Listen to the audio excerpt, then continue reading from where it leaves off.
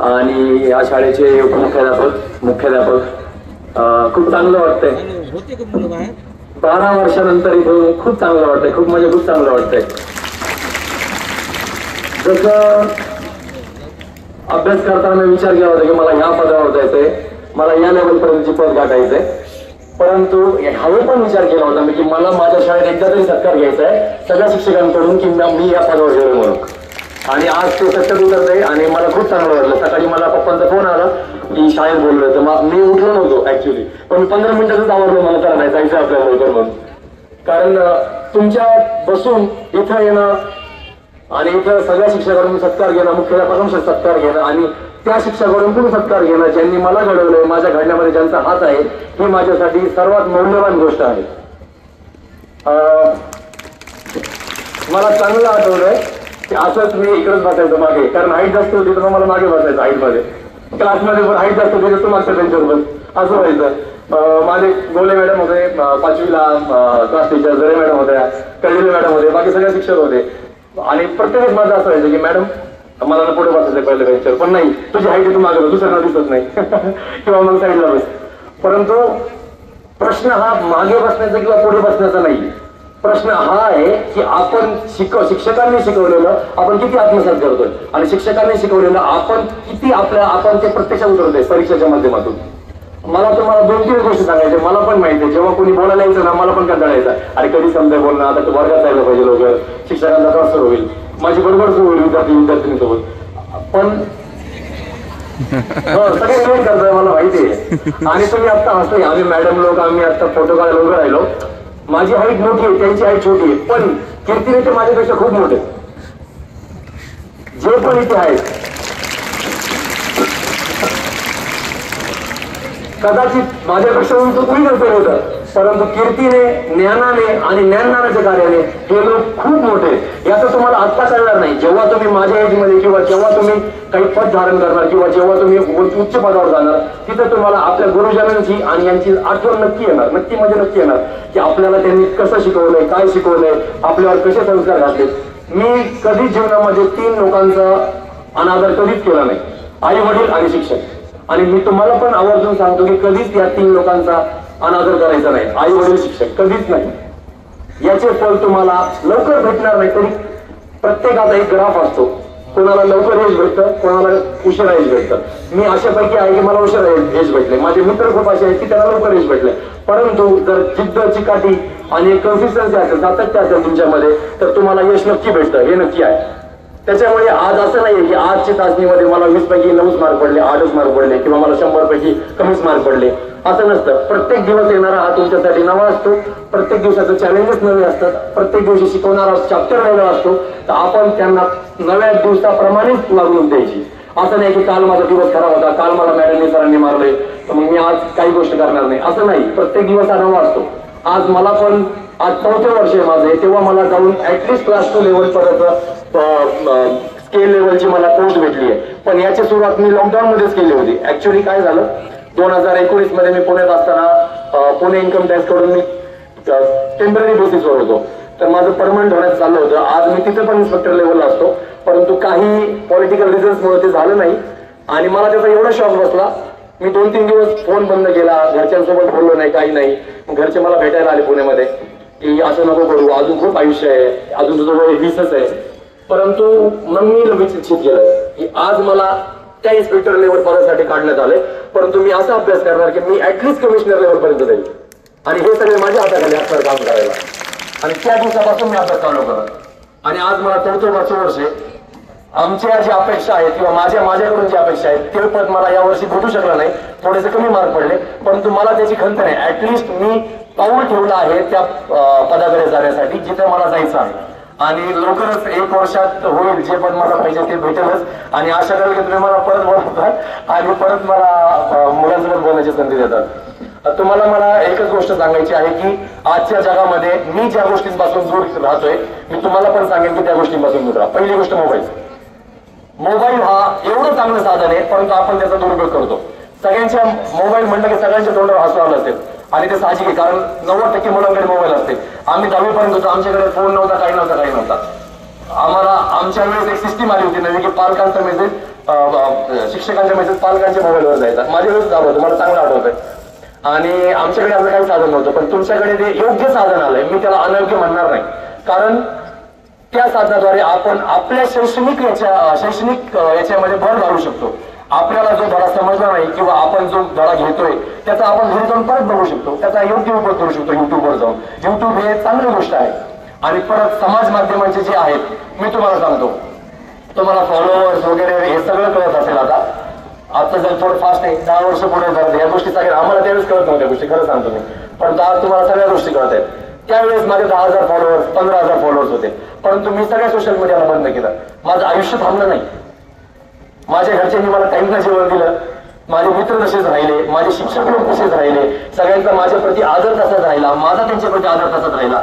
तर याचा अर्थ असा होत नाही की माझ्याकडे मोबाईल नाहीये, माझ्याकडे समाज माध्यम, माझ्याकडे सोशल नेटवर्किंगचे फेसबुक, इंस्टाग्राम, स्नॅपचॅट अशा काही गोष्टी नाहीये. काही फरक पडत नाहीये. 5 वर्ष झालं माझं पण बंद आहे, परंतु याचा एक फायदा होतो की आपल्या ध्येयापर्यंत आपल्याला जाण्यासाठी याची मदत होते. जो वेळ आपण आपला मोबाईलमध्ये घालणार आहे तोच वेळ तुमच्या फॅमिली सोबत स्पेंड करा. आपण 5 वाजता 4 वाजता घरी जातो, एकदम स्वच्छ कपडे घालून मग एक काम करायचं. मी एक गोष्ट करायचो शाळेच्या वेळेस, कॉलेजच्या वेळेस, मी फर्ग्युसन कॉलेजमध्ये तेव्हा एक गोष्ट करायचो. माझी एक चांगली सवय होती आणि मला माझ्या घरच्यांनी एक चांगली सवय लावली होती की 2 तास मैदानावर जर खेळला त्याच्यानंतर 2 तास शाळेचा अभ्यास करायचा. आणि मला कधीच असं नाही झालं की अरे 6 महिने आली आणि आता खूपच अभ्यास करायचा आहे, वार्षिक परीक्षा आली खूपच अभ्यास करायचा. मला असं कधी वाटलं नाही. का? कारण रोजचा जे शाळेत शिकवलंय मी तुम्हाला सांगतो की ते तुम्ही घरी जाऊन 2 तास नक्की करा. आणि जास्त वेळ लागत नाही, 1च तास लागतो जे शाळेत शिकवलंय तेवढं. पण ही गोष्ट नक्की करा. आपण खेळाच्या नादामुळे, मोबाईलच्या नादामुळे ही गोष्ट करत नाही, परंतु ही गोष्ट तुम्ही नक्की करा. बघा 8 दिवसामध्ये तुमच्यामध्ये फरक दिसेल.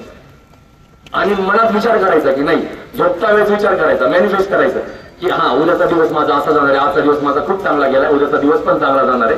अशा गोष्टी मनात हे करायचं, मॅनिफेस्ट करायच्या गोष्टी. ह्याचा तुम्हाला आज फायदा होणार नाही, उद्या होणार नाही, पण कदाचित जेव्हा तुम्ही मोठे होताल आणि जेव्हा तुम्हाला जबाबदारी येईल घरच्यांची तेव्हा तुम्हाला होईल. आज खूप लोक गरीब कुटुंबातील, काही मध्यमवर्गीय आहेत, काही श्रीमंत कुटुंबातील. आपण मध्यमवर्गीय असू, गरीब असू, श्रीमंत असू, शिक्षकांची मुलं असू, शेतकऱ्याची मुलं असू, अभ्यास करण्याला पर्याय नसतो. अभ्यास करावाच लागतो. जरी मला आई टेबलवर जेवण आणून देत असेल किंवा मला घरी भाकऱ्या खापाची वेळ असेल, दोन्ही याला असेल, तरी तुम्हाला अभ्यास हा करावाच लागतो. कारण अभ्यासाशिवाय पर्याय नाहीये. मी माझं जीवन खेळातून सुरू केलं, पप्पांच्या मार्गदर्शनाखाली, आपल्या क्रीडा शिक्षकांच्या मार्गदर्शनाखाली. आणि मला पण अमरावती जैन विद्याप्रसारक मंडळाने खूप साथ दिली. म्हणजे मी वर्षातून 5-6 महिने बाहेर असायचो, पण मला कधी रागवले नाही, काही नाही. मला सगळ्या शिक्षकांनी, माझ्या जे 5वी ते 7वी पर्यंत जे शिक्षक होते सगळे त्यांच्याकडून, आणि 8वी ते 10वी पण शिक्षक होते त्यांच्याकडून. आज जे मुख्याध्यापक शिकारे सर ते मला 10वीला गणिताला होते आणि मला चांगलं आठवतंय. एक दिवस आम्ही त्यांचा तास बुडवला दुपारचा, कारण आम्ही क्रिकेट खेळायला गेलो. शिकारे सरने दुसऱ्या दिवशी आम्हाला 20 छड्या मारल्या. आठवतं सर तुम्हाला? चांगलं आठवतंय. त्यांनी हा विचार नाही केला. आणि आमच्या वेळेस एक पद्धत होती, आमच्या वेळेस 9वीच्या मार्कच्या हिशोबाने तुमच्या 10वीच्या तुकड्या लागायच्या. तर मी 10वी मध्ये होतो, कारण मला 85 वर मार्क्स होते 9वीला. तर त्यांनी हा विचार नाही केला अरे हे सगळे मुलं स्कॉलर आहेत किंवा हे मुलं 85 वर मार्क घेत आहेत, 10वीला यांना मारलं त्यांच्यावर परिणाम होईल, असं नसतं. आज तुमच्यात जो गैरसमज आहे की शिक्षकांनी मारलं तर माझा हा दुश्मनच झाला, शिक्षकांनी मारलं तर नाही हे वाईटच आहेत, असं नसतं. ते मारतात कारण ते आपल्या विद्यार्थ्यांना आपल्या मुलाप्रमाणे समजतात आणि आपल्या मुलाप्रमाणे त्यांची मुलं जसे त्यांना वाटतं की आपल्या मुलांवर जे संस्कार झाले आहेत आणि आपले मुलं जसे घडले आहेत तसे ते पण घडावेत, त्यांना पण अशीच गोष्ट वाटते. पण तुम्ही जर शिक्षकांनी तुम्हाला मारलं किंवा तुम्हाला खवळलं तर याचा तुम्ही वाईट नाही मानायचं. आपण त्याच्यावर विचार करायचा घरी जाऊन की अरे हे का झालं, यांनी मला का मारलं, यांनी मला का असं खवळले असतील. मला तर खूप वाईट वाटायचं. मला 5वीत मी मार खाल्लेला आहे, 7वीत 8वीत 9वीत जरा मॅडमनी जर शब्द पाठ करायला नाही पाठ झाले त्याचा मार खाल्लेला आहे. मला चांगल्या सगळ्या गोष्टी आठवतात. मी एकही गोष्ट शाळेची विसरलेलो नाहीये. कारण हे सांगतो, आमचं शिक्षकांप्रती असलेलं आदर आणि प्रेम आणि शिक्षकांचं आपल्यामध्ये असलेलं आदर प्रेम हे सारखं होतं, एका लेवलचं होतं. मी तुम्हाला सांगतो आवर्जून, तुम्ही शिक्षकांना प्रेम आदर द्या, शिक्षक तुम्हाला प्रेम आदर देतील आणि याचा फायदा तुम्हाला नक्की होईल. तुम्हाला एक गोष्ट मी सांगतो, मी 2016 मध्ये इराण गेलो होतो एशियन चॅम्पियनशिपसाठी. तर तिथे एक कोऑर्डिनेटर असतो, मी टीम इंडियाचं रिप्रेझेंटेशन करत होतो अंडर 18चं. तर तिथे एक कोऑर्डिनेटर असतो. तो कोऑर्डिनेटर त्याचं काम हे असतं की टीम कुठे जाणार आहे, टीम हॉटेलवरून किती वाजता निघणार आहे, टीम ग्राउंडला कधी जाणार आहे. आणि तुम्ही इमॅजिन करणार नाही, तो तुमच्या वयाचा, तो 6वीचा होता. एवढ्या मोठ्या देशाच्या कॉन्टिजेंटला सांभाळणारा मुलगा हा 6वीचा मुलगा होता. आपल्याकडे 6वीमध्ये काय करतो आपण. आणि तेव्हा पण मला ही खंत जाणवली तिथं, अरे आपल्याकडे अशी जबाबदारी जर आली असते तर आपण किती लवकर प्रगत होऊ, किती लवकर ते घेऊ. आपण 12वी झाली, फर्स्ट इयर ग्रॅज्युएशन झालं तरी आपण घरच्यांची आपण जबाबदारी घेत नाही, पण तिथे ती लवकर जबाबदारी देतात. कारण मला तर ते मी जिथे जाईल ना तिथे हे उदाहरण सांगतो मुलांसमोर, कारण हे खूप मोठं उदाहरण आहे. आणि मला माझं थोडं इंग्लिश स्पीकिंग चांगलं होतं, तर मी त्याच्याशी बोलायचो. त्याची एक सवय होती. आम्ही प्रॅक्टिस करत असताना, आमची मॅच असताना तो मोकळा बसत नव्हता. तो एक नॉवेल घेऊन बसायचा, एक ग्रंथ घेऊन बसायचा आणि तो वाचत बसायचा, कादंबरी घेऊन बसायचा. म्हणजे बघा, 6वीचा मुलगा जर ही गोष्ट करू शकतो तर आपण ही गोष्ट नक्की करू शकतो. आणि मी अजून एक गोष्ट सांगतो, तुम्ही ह्या गावचे आहात, मी पण करायचा आहे. याचा अर्थ असा होत नाही की आपण शहरातल्या मुलांना कॉम्पिट करू शकत नाही. याचा अर्थ असा अजिबात होत नाही. मी नगरमध्ये जाऊन शिक्षण घेईल, मी प्राथमिकमध्ये शिक्षण घेणारच नाही, मला पुण्यातच शिकायचंय, मला मुंबईतच शिकायचंय, असं काही नाही. मला पण 10वी नंतर ऑफर्स होते की मला मुंबईचं कॉलेज जॉईन करायला बोलत होते, पुण्याचं बोलत होते, पण नाही. मी ठरवलं 12वी पर्यंत, आणि माझ्या घरच्यांनी ठरवलं की 12वी पर्यंत इथंच शिकायचं. कारण आपल्याकडचं ग्रामीण भागातील एक पोटेन्शियल आणि शिक्षण हे खरंच खूप चांगलं आहे. फक्त तुम्ही त्याचा योग्य गोष्टी केल्या पाहिजेत, तुम्ही त्या योग्य आत्मसात केल्या पाहिजेत. माझ्या बॅचमध्ये आणि आज तुमच्यापैकी वर्गातील 10 विद्यार्थी थोडे वर असतील, 5 विद्यार्थी असतील. आमच्या वेळेस 40 विद्यार्थी चांगले होते. मला चांगलं आठवतंय, जी आता आपले 90च्या वर विद्यार्थी येत आहेत, 50, 60, 100चे पण येतात. आमच्या वेळेस 15 का 20 विद्यार्थी होते, माझ्यापासून सुरू झाले, कारण आमची बॅच खूप चांगली होती. आणि आज सगळे लोक चांगल्या पदावर आहेत. आणि हे मी का सांगतो तुम्हाला, कारण मला तुमच्याकडून हे पाहिजे की चांगल्या मित्रांची संगत पण तुम्हाला आवश्यक आहे. आणि चांगले आपल्यासोबत जर चांगले मित्र असतील, चांगल्या मैत्रिणी असतील, तर त्याचा उपयोग आपल्याला होतो, त्यांना होत नाही. आपल्यावर चांगले संस्कार पडतात, आपल्याला चांगल्या सवय लागतात, आपल्याला घरच्यांची, शिक्षकांची आदर करायची सवय लागते. या गोष्टी तुम्ही चांगल्या केल्या पाहिजेत. आणि दुसरी गोष्ट, आहार. आज मी पाहतोय 10वीला पण माझी एवढीच हाईट होती आणि आता पण एवढीच आहे. का? तब्येत पण अशीच होती. पण आता मी पाहतोय मॅडम सर की विद्यार्थी खूप छोटे 10वीला असलं तरी असं वाटतं की 6वी 7वीचा विद्यार्थी आहे. पण हे का? कारण योग्य आहार नाहीये, तुम्ही तुमच्या आहारावर लक्ष देत नाहीये. तुम्हाला हे हसू येईल या गोष्टीचं, परंतु हे सत्य, तुम्ही तुमच्याकडे पहा एकदा. परंतु मी तुम्हाला सांगतो की आपला जर आहार योग्य असेल, आपल्या गोष्टी जर योग्य असतील आहारातल्या, तर आपली शरीराची आणि प्लस आपल्या बुद्धीची वाढ ही योग्य होत असते. त्याच्यामुळे तुम्ही आहाराला कधीच नाही म्हणत नाही, नाही आई मला हे आवडत नाही, नाही पप्पा मला हे आवडत नाही, मला हेच पाहिजे, मला तेच पाहिजे, असं कधीच नाहीये.